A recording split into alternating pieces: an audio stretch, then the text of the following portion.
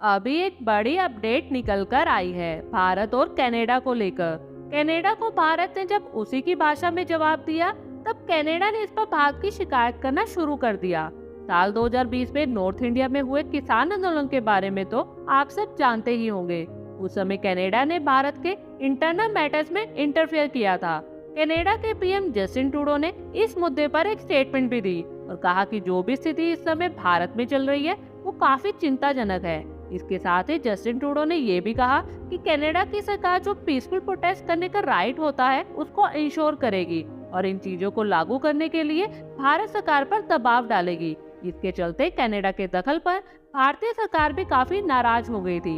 ये सब एक बार नहीं हुआ, बल्कि जस्टिन ट्रूडो ने भारत सरकार के मामलों में कई बार स्टेटमेंट्स दी हैं। अब कनाडा को भी वही ट्रीटमेंट मिल रही है। हुआ ये कि कनाडा की जो नेशनल सिक्योरिटी एडवाइजर है जोडी थॉमस, उन्होंने भारत के ऊपर आरोप लगाए कि भारत की सरकार उनके इंटरनल मैटर्स में दखल देती है। उन्होंने कहा कि हम जब भी फॉरेन इंटरफेरेंस और इकोनॉमिक सिक्योरिटी की बात करते हैं तो भारत, रूस, ईरान और चाइना, ये चारों देश कनाडा के आंतरिक मामलों में काफी ज्यादा दखल देते हैं। देखा जाए तो कनाडा की एनएसए भारत को रूस, चीन और ईरान के साथ कंपेयर कर रहे हैं। ये तीनों देश अमेरिका और यूरोपियन कंट्रीज के सबसे बड़े कंपेटिटर्स हैं। कनाडा सरकार ऐसा इसलिए कर रही है क्योंकि भारत और कनाडा के बीच खालिस्तानी प्रोटेस्ट को लेकर खींचातानी चल रही है। आज कनाडा में सिख फॉर जस्टिस और एंटी इंडिया खालिस्तानी एलिमेंट्स बहुत ज्यादा एक्टिव हैं। मोदी सरकार जस्टिन ट्रूडो पर दबाव डालती है कि वहां पर जो एंटी इंडिया खालिस्तानी ग्रुप्स हैं उन पर सख्त कार्रवाई करे।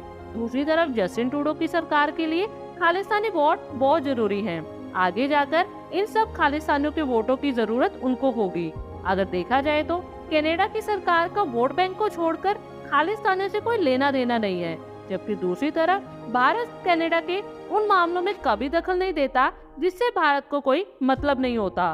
भारत सिर्फ कनाडा ही नहीं बल्कि जिन देशों के अंदर भी खालिस्तानी एलिमेंट्स एक्टिव रहते हैं उन सब देशों पर भी दबाव डालता है कि वो उन पर कड़ा एक्शन ले। आई होप आपको हमारी ये वीडियो अच्छी लगी होगी और आगे भी इसी तरह के अपडेट्स के लिए हमारे चैनल को जरूर सब्सक्राइब करें। धन्यवाद।